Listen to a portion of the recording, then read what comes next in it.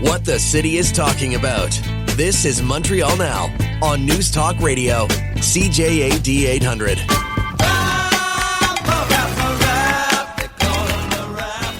You know something, I'm always concerned when a president of the most powerful country in the world says these statements. But that's not going to happen. Our country's not for sale. It will never be for sale. We're the number one trading partner. We're the number one export destination. So I'm sure his team, the senators and congresspeople, private sector business people are in his ear. There's a lack of leadership right now at the federal government, and someone has to stand up for Canada.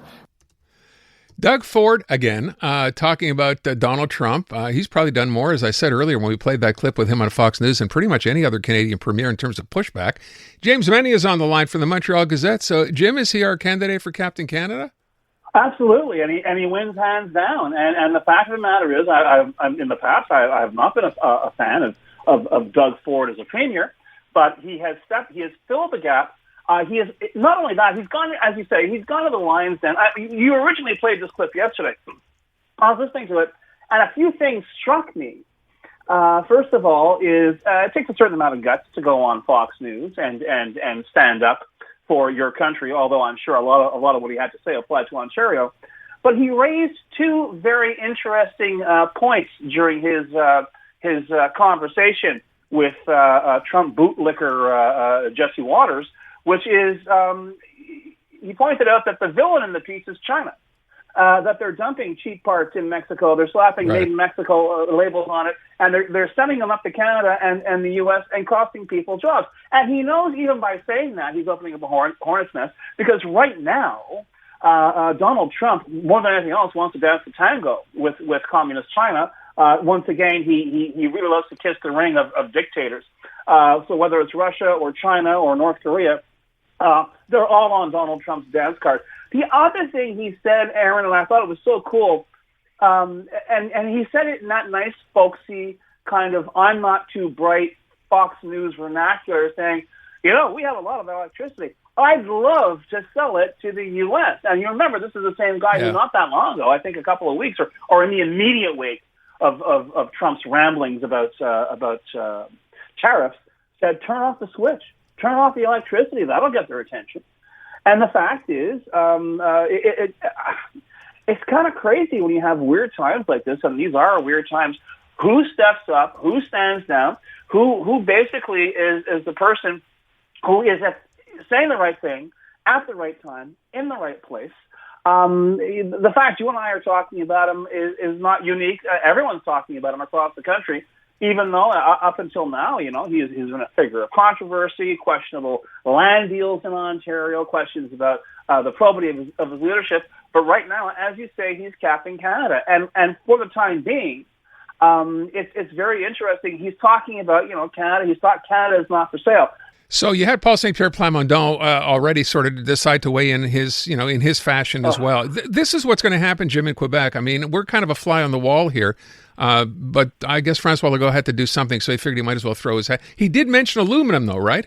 Because that's, of course, something we do have control over with Quebec that we export to the U.S. Well, we export it, but Quebec. The aluminum people might have something to say about that. We certainly provide oodles of electricity, which is necessary to create aluminum. As far as I know, we don't have a nationalized aluminum company in Quebec. Maybe I'm wrong. Maybe I missed something. We certainly have a nationalized power source called Hydro-Quebec. But this is it. I mean, of all the times to run around trying to pretend you're important, this is not it. Right. Okay. This is like, and once again, Doug Ford, and that was the beauty of what he did, and why he's getting praised basically across the country, is he went there, he spoke about Canada, and I realized the word Canada sticks in François Legault's throat, but he's going to have to get over it, because honestly, one of Quebec's biggest exports to the United States are embarrassing headlines about language laws. Yes, I know there's aluminum, but as I say, this goes beyond the borders of Quebec. And if somebody tells you different, well, they better take a look and do a basics economic course.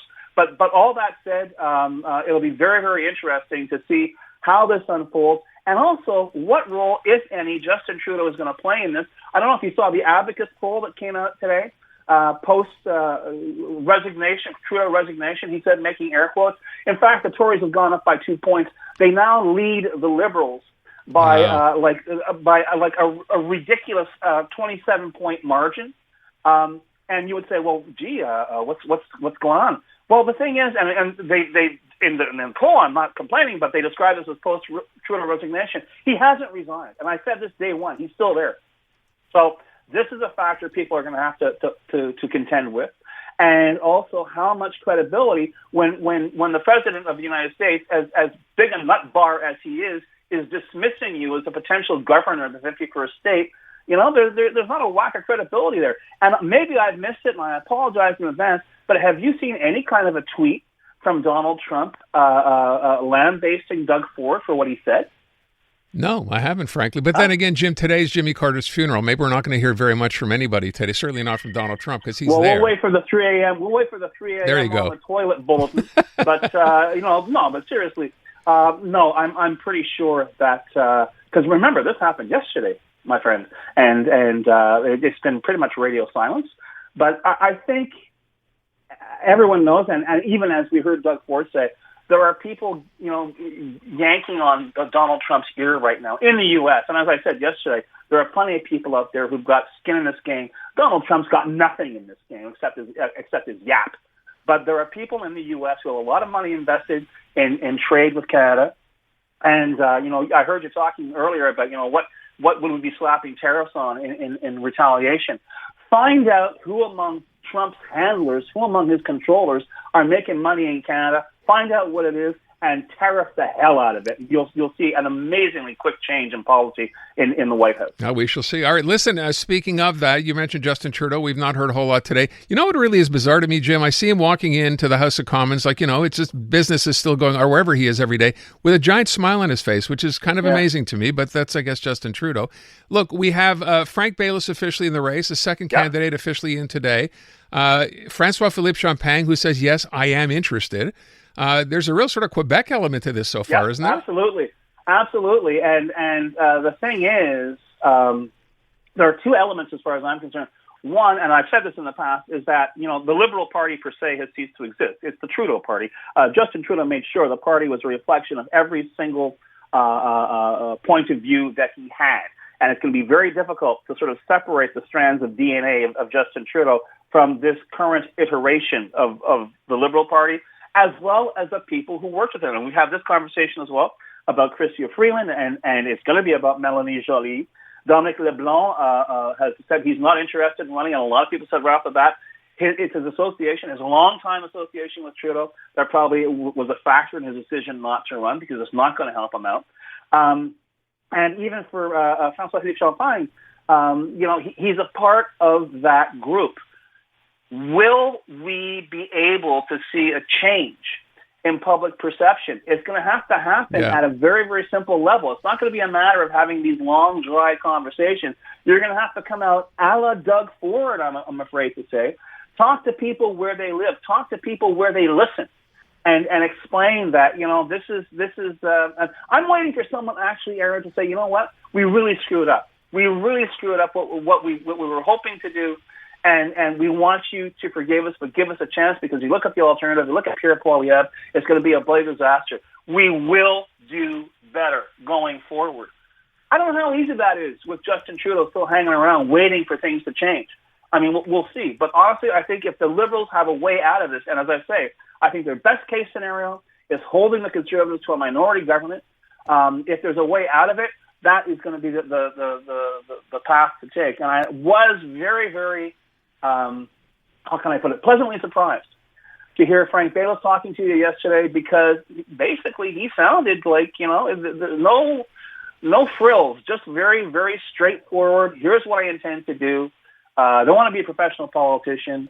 You got to go in. You got to do your best for the country. No great, philosophical kind of musings.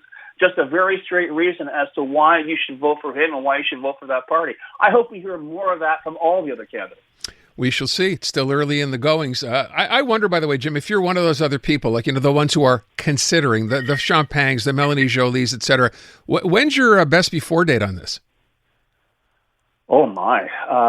A week, 2 weeks, 3 days? I'd say by the end of this week for sure. You should at least privately decide it, and certainly by, let's say, the 17th, you must absolutely be in or out, because if you keep dithering around, that's a chunk of change to lay down. First of all, for that race, and let's face it, you don't want to go in to lose. And it's going to be, I think it's going to be a very, very hard-nosed race, and not on the part of the candidates. I think on the part of the rank and file, on the part of the caucus. Like, we can't afford to screw around here. We don't need dumb statements. We don't need bromides. We don't need cute tweets. We need to offer Canada something better than what's on the table right now, and we have to do it by, March 21st, March 26th. So there's the deadline. There's the task. Get to work, and we'll see who is best suited to do that. James Mennie at the Montreal Gazette. Thank you, Jim. Demain.